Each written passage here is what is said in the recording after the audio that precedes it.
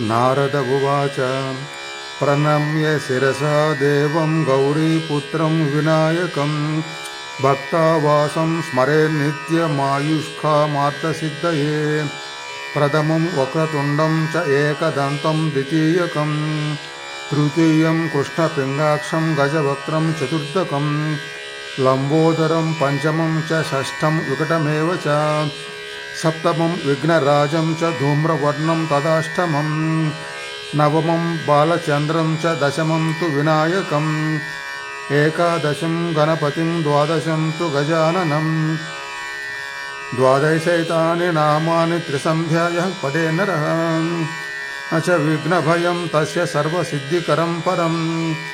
विद्यार्थी लभते विद्यां धनार्थी लभते धनं पुत्रार्थी लभते पुत्रान् मोक्षार्थी लभते गतिं जपेत् गणपतिस्तोत्रं षड्भिरांशै फलं लभेत् संवत्सरेण सिद्धिं च लभते नात्र संशयः अष्टभ्यो ब्राह्मणे भक्ष्य लिखित्वा यः समर्पयेत् तस्य विद्या भवेत् सर्वा गणेशस्य प्रसादतः इति श्रीनारदपुराणे संकष्टनाशनं नाम गणेशस्तोत्रम्। नारद उवाच प्रणम्य शिरसा देवं गौरीपुत्रं विनायकं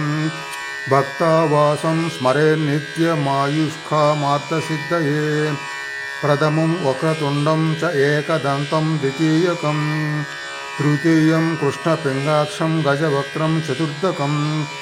लम्बोदरं पञ्चमं च षष्ठं विकटमेव च सप्तमं विघ्नराजं च धूम्रवर्णं तदाष्टमं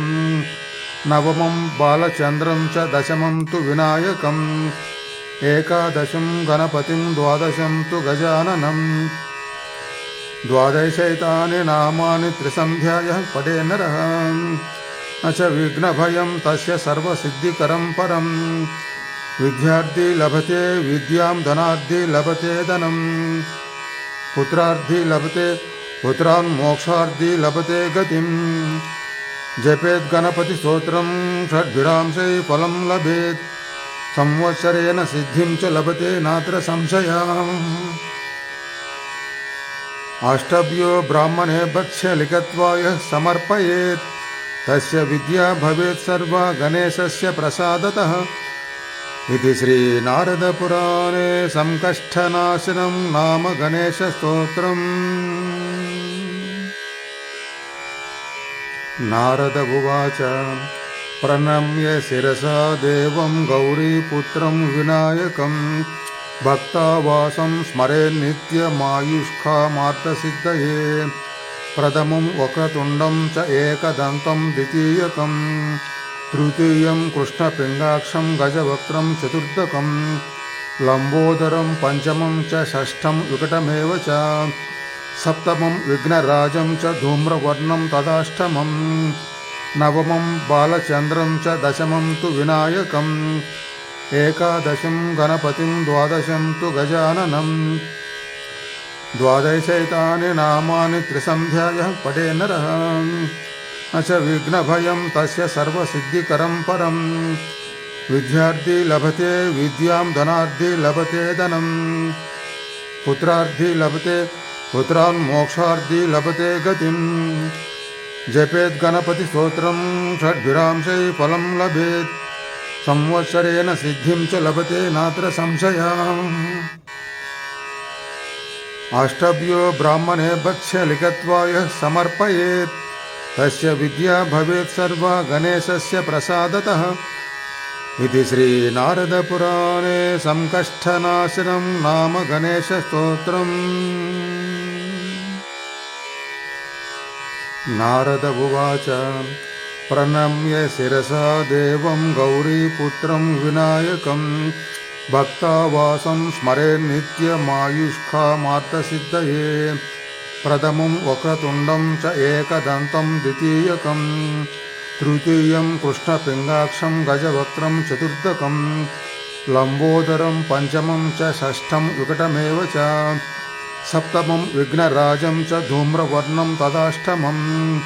नवमं बालचन्द्रं च दशमं तु विनायकम् एकादशं गणपतिं द्वादशं तु गजाननम् द्वादशैतानि नामानि त्रिसन्ध्यायः पठे नरः न च विघ्नभयं तस्य सर्वसिद्धिकरं परम् विद्यार्थी लभते विद्यां धनार्थी लभते धनम् पुत्रार्थी लभते पुत्रान् मोक्षार्थी लभते गतिम् जपेत् गणपति स्तोत्रं षड्भिरांशै फलं लभेत् संवत्सरेण सिद्धिं च लभते नात्र संशयः अष्टभ्यो ब्राह्मणे भक्ष्य लिखित्वा यः समर्पयेत् तस्य विद्या भवेत् सर्वा गणेशस्य प्रसादतः इति श्रीनारदपुराणे संकष्टनाशनं नाम गणेशस्तोत्रम्। नारद उवाच प्रणम्य शिरसा देवं गौरीपुत्रं विनायकं भक्तावासं स्मरेन्नित्यमायुष्कामार्थसिद्धये प्रथमं वक्रतुण्डं च एकदन्तं द्वितीयकं तृतीयं कृष्णपिङ्गाक्षं गजवक्त्रं चतुर्थकं लम्बोदरं पञ्चमं च षष्ठं विकटमेव च सप्तमं विघ्नराजं च धूम्रवर्णं तदाष्टमं नवमं बालचन्द्रं च दशमं तु विनायकम् एकादशं गणपतिं द्वादशं तु गजाननम् द्वादशैतानि नामानि त्रिसन्ध्यायः पठे नरः न च विघ्नभयं तस्य सर्वसिद्धिकरं परम् विद्यार्थी लभते विद्यां धनार्थी लभते धनम् पुत्रार्थी लभते पुत्रान् मोक्षार्थी लभते गतिम् जपेत् गणपति स्तोत्रं षड्भिरांशै फलं लभेत् संवत्सरेण सिद्धिं च लभते नात्र संशयः अष्टभ्यो ब्राह्मणे भक्ष्य लिखित्वा यः समर्पयेत् तस्य विद्या भवेत् सर्वा गणेशस्य प्रसादतः इति श्रीनारदपुराणे संकष्टनाशनं नाम गणेशस्तोत्रम्। नारद उवाच प्रणम्य शिरसा देवं गौरीपुत्रं विनायकं भक्तावासं स्मरेन्नित्यमायुष्कामार्थसिद्धये प्रथमं वक्रतुण्डं च एकदन्तं द्वितीयकं तृतीयं कृष्णपिङ्गाक्षं गजवक्त्रं चतुर्थकं लम्बोदरं पञ्चमं च षष्ठं विकटमेव च सप्तमं विघ्नराजं च धूम्रवर्णं तदाष्टमं नवमं बालचन्द्रं च दशमं तु विनायकम् एकादशं गणपतिं द्वादशं तु गजाननम् द्वादशैतानि नामानि त्रिसन्ध्यायः पठे नरः न च विघ्नभयं तस्य सर्वसिद्धिकरं परम् विद्यार्थी लभते विद्यां धनार्थी लभते धनम् पुत्रार्थी लभते पुत्रान् मोक्षार्थी लभते गतिम् जपेत् गणपति स्तोत्रं षड्भिरांशै फलं लभेत् संवत्सरेण सिद्धिं च लभते नात्र संशयः अष्टभ्यो ब्राह्मणे भक्ष्य लिखित्वा यः समर्पयेत् तस्य विद्या भवेत् सर्वा गणेशस्य प्रसादतः इति श्रीनारदपुराणे संकष्टनाशनं नाम गणेशस्तोत्रम्। नारद उवाच प्रणम्य शिरसा देवं गौरीपुत्रं विनायकं भक्तावासं स्मरेन्नित्यमायुष्कामार्थसिद्धये प्रथमं वक्रतुण्डं च एकदन्तं द्वितीयकं तृतीयं कृष्णपिङ्गाक्षं गजवक्त्रं चतुर्थकं लम्बोदरं पञ्चमं च षष्ठं विकटमेव च सप्तमं विघ्नराजं च धूम्रवर्णं तदाष्टमं नवमं बालचन्द्रं च दशमं तु विनायकम् एकादशं गणपतिं द्वादशं तु गजाननम् द्वादशैतानि नामानि त्रिसन्ध्यायः पठे नरः न च विघ्नभयं तस्य सर्वसिद्धिकरं परम् विद्यार्थी लभते विद्यां धनार्थी लभते धनम् पुत्रार्थी लभते पुत्रान् मोक्षार्थी लभते गतिम् जपेत् गणपति स्तोत्रं षड्भिरांशै फलं लभेत् संवत्सरेण सिद्धिं च लभते नात्र संशयः। अष्टभ्यो ब्राह्मणे वत्स्य लिखित्वा यः समर्पयेत् तस्य विद्या भवेत् सर्वा गणेशस्य प्रसादतः इति श्रीनारदपुराणे संकष्टनाशनं नाम गणेशस्तोत्रम्। नारद उवाच प्रणम्य शिरसा देवं गौरीपुत्रं विनायकं भक्तावासं स्मरेन् नित्यमायुष्कामार्थसिद्धये प्रथमं वक्रतुण्डं च एकदन्तं द्वितीयकं तृतीयं कृष्णपिङ्गाक्षं गजवक्त्रं चतुर्थकं लम्बोदरं पञ्चमं च षष्ठं विकटमेव च सप्तमं विघ्नराजं च धूम्रवर्णं तदाष्टमं नवमं बालचन्द्रं च दशमं तु विनायकम् एकादशं गणपतिं द्वादशं तु गजाननं द्वादशैतानि नामानि त्रिसन्ध्यायः पठे नरः न च विघ्नभयं तस्य सर्वसिद्धिकरं परं विद्यार्थी लभते विद्यां धनार्थी लभते धनं पुत्रार्थी लभते